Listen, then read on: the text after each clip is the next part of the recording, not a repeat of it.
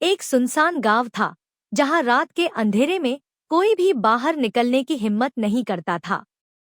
गांव के पास एक पुराना तालाब था जिसके बारे में कहा जाता था कि वहां एक बूढ़ी औरत का भूत रहता है।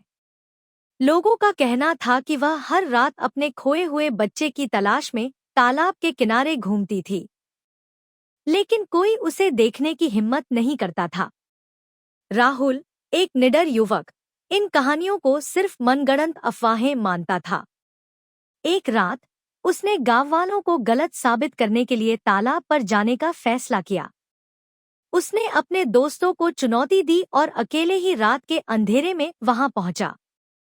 जैसे ही वह तालाब के पास पहुंचा, एक ठंडी हवा का झोंका उसके शरीर को छू गया।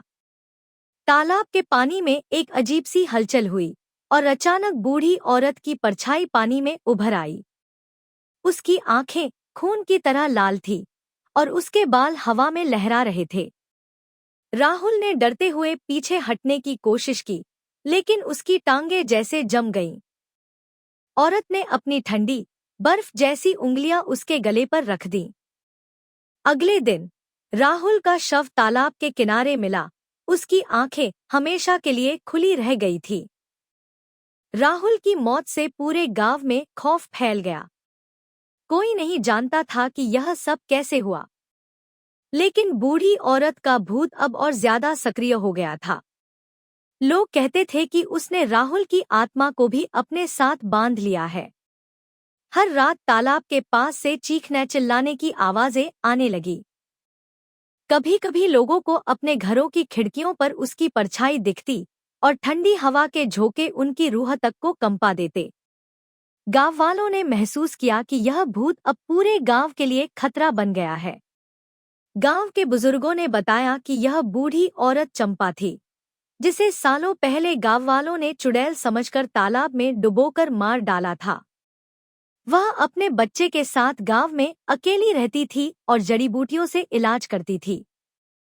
लेकिन एक दिन गांव के बच्चों में फैली बीमारी के लिए उसे जिम्मेदार ठहराया गया। बिना किसी सबूत के लोगों ने उसे तालाब में फेंक दिया। अब उसकी आत्मा बदले की आग में जल रही थी। गांव वालों ने एक प्रसिद्ध तांत्रिक को बुलाने का फैसला किया। तांत्रिक ने गांव वालों से कहा, यह आत्मा बहुत गुस्से में है। इसे शांत करना आसान नहीं होगा। आपको अपनी गलती स्वीकार करनी होगी और तालाब पर विशेष पूजा करनी होगी। डर के बावजूद गांव वालों ने तांत्रिक के निर्देशों का पालन करने का निर्णय लिया। पूजा की रात आई।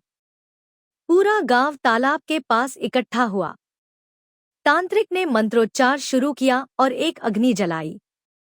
जैसे ही मंत्र गूंजने लगे, तालाब का पानी उबलने लगा।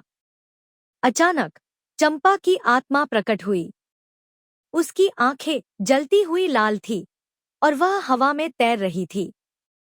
उसकी आवाज गूंजती हुई बोली, तुमने मेरी जिंदगी छीनी। तुम सबको इसकी कीमत चुकानी पड़ेगी। गांव वालों ने हाथ जोड़कर उससे माफी मांगी। उन्होंने कहा, हमने अज्ञानता में यह पाप किया, हमें माफ कर दो। तांत्रिक ने अनुष्ठान जारी रखा और आत्मा धीरे धीरे शांत होने लगी। लेकिन अंतिम चरण में आत्मा ने चीखते हुए कहा, मैं तुम्हें माफ करती हूँ, लेकिन याद रखना, किसी निर्दोष पर कभी अन्याय मत करना। यह कहते हुए चंपा की आत्मा तालाब में समा गई।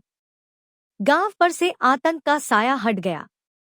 लेकिन गांव वालों ने चंपा की याद में तालाब के पास एक मंदिर बनवाया और हर साल वहां पूजा करने का संकल्प लिया। आज भी गांव के लोग उस तालाब के पास जाने से डरते हैं, लेकिन वे यह बात कभी नहीं भूलते कि अन्याय का प्रायश्चित कितना भयावह हो सकता है।